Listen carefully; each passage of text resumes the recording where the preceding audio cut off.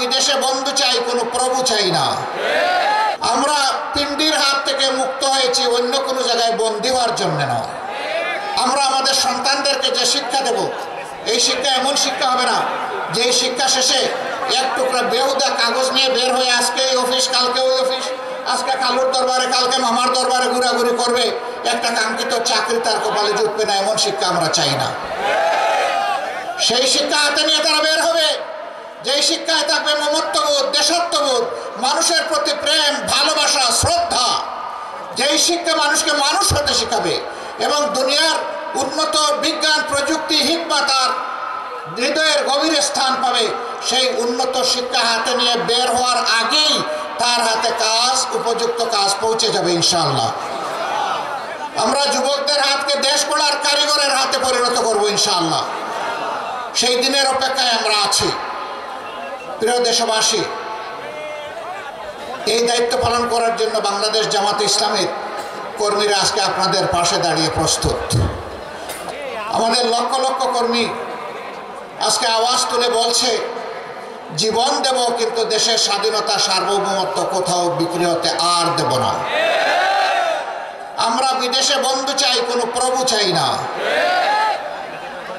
আমরা সমমর্যাদার ভিত্তিতে সকলের সাথে বৈদেশিক সম্পর্ক রক্ষা করব, কারো লাল চোখের দিকে আর আমরা তাকাবো না, এবং আমাদের দিকে কেউ লাল চোখ তুলে তাকাক সেটাও আমরা বরদাস্ত করব না। সঠিক প্যাড আর সঠিক তথ্য দিয়ে কেশু সামলে নিব এক হয়ে মোনালিসা স্যানিটারি ন্যাপকিন। আমরা পিণ্ডির হাত থেকে মুক্ত হয়েছি অন্য কোনো জায়গায় বন্দী হওয়ার জন্য নয়, বরঞ্চ সত্যিকারের একটা স্বাধীন দেশের নাগরিক হওয়ার জন্য। বাংলাদেশ জামাতে ইসলামী সেই বৈষম্যহীন মানবিক সাম্যের বাংলাদেশ গড়তে চায়। এটা কি আপনারা সবাই চান? বুঝে শুনে বলতেছেন চান? মনে রাখবেন, এটা এমনি এমনি আসবে না, তার জন্য আরো অনেক লড়াই করতে হবে।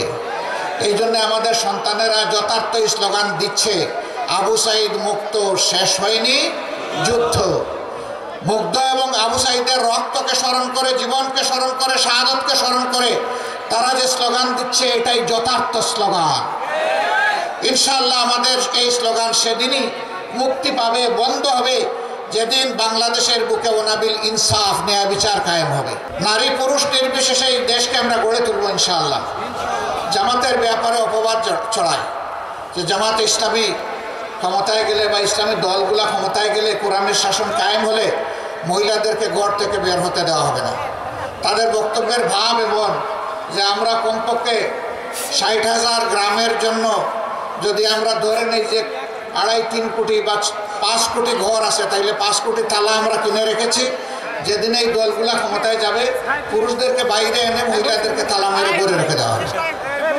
ভাবটা এরকম। আমাদের ঘরে মা বোন নাই, আমাদের মা বোনেরা লেখাপড়া করে না, তারা রাষ্ট্রের পেশাগত দায়িত্ব পালন করে না। আলহামদুলিল্লাহ, সেই সমাজেও গর্বের সাথে, নিরাপত্তার সাথে তারা দায়িত্ব পালন করবেন ইনশাআল্লাহ।